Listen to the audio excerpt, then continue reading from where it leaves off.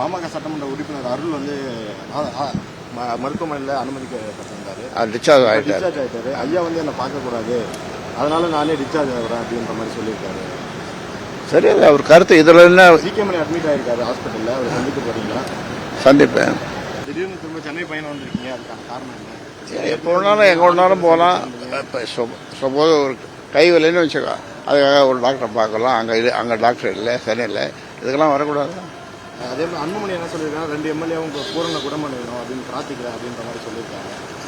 நல்ல செய்தி தானே. இப்போ விரைவில் அன்புமணியோட சந்திப்பு ஏற்பட வாய்ப்பு. நான் நடத்த போகிறதாவா? நான் நடத்த போகிறதா?